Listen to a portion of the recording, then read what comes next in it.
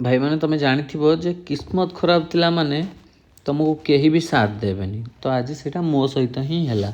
ତ ସକାଳୁ ସକାଳୁ ଉଠି ମୁଁ ପ୍ରଥମେ ଖରାରେ କୋଳି ଗୁଡ଼ାକୁ ଦେଇଦେଇଥିଲି, କାରଣ ଆମର ଯେଉଁ କୋଳି ଗୁଡ଼ା ଥିଲା ସେ ବହୁତ ଦିନ ହେଲାଣି ଜରୁ ନଥିଲା, ମାନେ ସଢ଼ୁ ନଥିଲା। ତ ତାକୁ ମୁଁ ଖରାରେ ଦେଇଦେଇକି ଭାବିଲି ଶୁଖେଇଦେବି।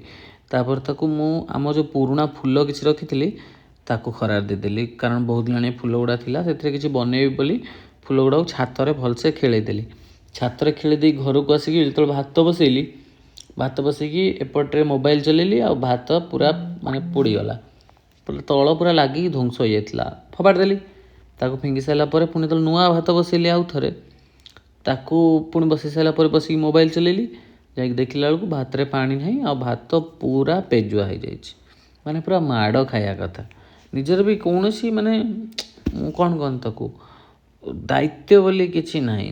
ପୁରା ପେଜୁଆ କରିସାରିଲା ପରେ ତାପରେ ଯାଇକି ମୁଁ ସେ ଭାତକୁ ପୁଣି ଗାଳିକି ପଖାଳ କଲି, ଆଉ ସେଥିରେ ପୁଣି ନିଜର ତାରିଫ ବି କଲି। ମୋର କିଛି ଦୋଷ ନାହିଁ, ଇନଷ୍ଟାଗ୍ରାମ ଚଲେଇବାକୁ ବସି ପାଇନି ମୁଁ ଟିକେ। ଆଉ ସେ ଇନଷ୍ଟାଗ୍ରାମ ଯିଏକି ମୁଁ ଖରାପ କରୁଛି, ଇନଷ୍ଟାଗ୍ରାମ ମୋତେ ନୁହଁ, ମୁଁ ଇନଷ୍ଟାଗ୍ରାମକୁ ଖରାପ କରୁଛି। ତାପରେ ଡ୍ୟୁଟି ପଳେଇଥିଲି ବାହାରିକି। ଡ୍ୟୁଟିରୁ ଆସିଲା ପରେ ମୋ ନନା ମାନେ ଗ୍ୟାସ୍ଟା ସଫା କରୁଥିଲା, ବହୁତ ଦିନ ହେଲାଣି ହେଇନଥିଲା ବୋଲି, ଆଉ ମୋତେ 2 ଘଣ୍ଟା ଯାକ ଏଇଭଳିଆ ଧରେଇକି ବସେଇଲା କି ଗ୍ୟାସ୍ ସଫା କର। ସେସବୁ ସରିଲା ପରେ ମୁଁ ଯେଉଁ ଛାତ ଉପରେ ଯେଉଁ ଫୁଲଟାକୁ ଶୁଖେଇଥିଲି ତାକୁ ସବୁ ଲାଗିଯାଇଥିଲି କି ତାକୁ ମାନେ ପାଖୁଡ଼ା କରିକି 2 ଭାଇ ଆମେ ଲାଗିଯାଇଥିଲୁ ତାକୁ ଅଲଗା କରିବାରେ। ତା'ର ପାଖୁଡ଼ାଟା ହିଁ କାମରେ ଆସିପାରିବନି, ପାଖୁଡ଼ାଟା ହିଁ କାମରେ ଆସିବ, ଆଉ ତା'ର ଯେଉଁ ଡେମ୍ଫି ଗୁଡ଼ାକ ତାକୁ ଫୋପାଡ଼ିବାର ଥିଲା। ତାକୁ ଆମେ ପାଖୁଡ଼ାକୁ ଅଲଗା କରିସାରିଲା ପରେ ତା'ର କ'ଣ ମୁଁ ୟୁଜ୍ କଲି ସେଇଟା ମୁଁ ତୁମକୁ କାଲି କହିବି।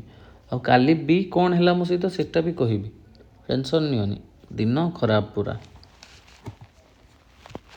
ତ ତୁମମାନେ ଲାଇକ୍ କରିଦେବ ଏ ଭିଡ଼ିଓକୁ ହେଲା।